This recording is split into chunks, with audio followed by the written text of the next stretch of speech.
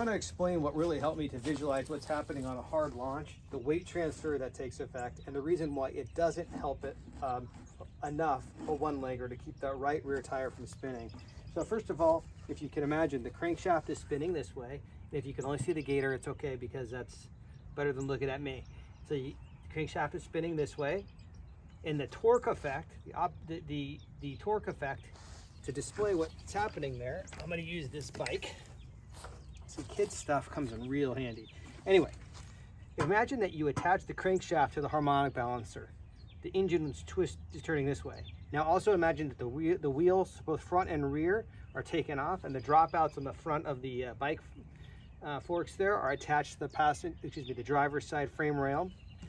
The rear wheel is out, and those dropouts are now attached to the passenger side frame rail. The torque effect, when this is twisting, where's that energy going to go? This is all about where energy goes. If it doesn't translate into just a lot of wheel spin, and instead translate where it's hooking, and before things really start moving, where's that shock load of energy being transferred?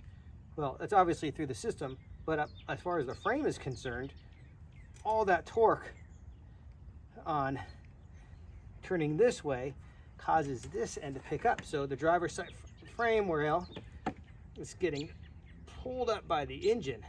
It's twisting this way. So twisting up from the driver's side front, putting pressure back on the passenger side rear.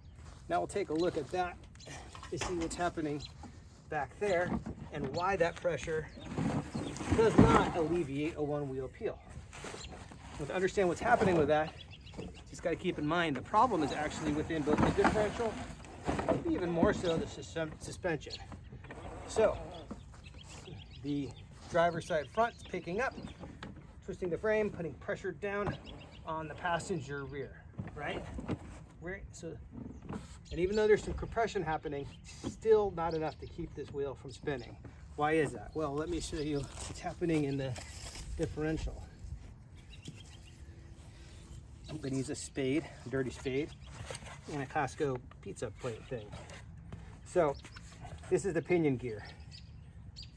Spinning like this when you're looking from the back. Ring gear. So be like this, moving this forward like this. You can see this. So under a shock load, what happens? Well, this is resisting spinning. It's at rest, and it's essentially connected to the rear tires, right? So it's going to resist movement. This has got a big shock load of torque coming through. So what's happening is the pinion gear is actually trying to climb the ring gear before it kind of gets moving. Does that make sense? Under shock load, pinion gear spinning, essentially climbing the ring gear. Well, when that climbing effect happens, so like this, you can see what's going to happen. It's going to put a twist to a solid rear axle. It's going to lift up the right side of the solid rear axle. This side of the axle tube then pushes up against the suspension, and the give in the suspension, the compression happening upward, lightens the load enough on the right rear wheel to just have it spin first. And this happens pretty much uniformly, even with a pretty good transfer to the right rear. Now, obviously, if you're not getting a really good traction, you're really not going to be picking up the right rear, but you still have the same general effects of weight transfer. It's just not enough to keep that thing stuck. So what are some cheap fixes? Well, when I was a teenager, my best bud had a Chevelle, and we went to the drag strip. He had air shocks in the back, and he would deflate the left rear so that could just be as compliant as it wanted to be, and he would stiffen up significantly the right rear. So that weight transfer back here would still be happening, but the twisting effect on the rear axle from the pinion gear climbing the ring gear, even though we pushed against this, the shock was resisting that. The result was what I called cheater posi, because it was a cheap way to get both rear tires to spin, get traction, and get down the track faster. Other things I've seen people do is using a single traction bar. You could use, in the same vein as the air shock, you could get an air bag. If you have coil springs, stick it in there. And I've also seen people use a stickier right rear tire. I've never tried it myself, but I'd like to. So if you have any ideas of cheater lockers, cheater posies, as I like to call them back in the day, are there any other ideas of how to do that? I'm all ears. I'm gonna try a couple things on some of my own vehicles before I switch to a committed limited slip. Oh, one of the things I want to add is, if you ever do this for the track, that's obviously not the best way to drive around on the street. You've got uneven loading happening, uneven rebound effect from your shocks. You're essentially stiffening the spring rate back there. So there's different handling problems that would come into effect. So it's not a great way to drive on the street.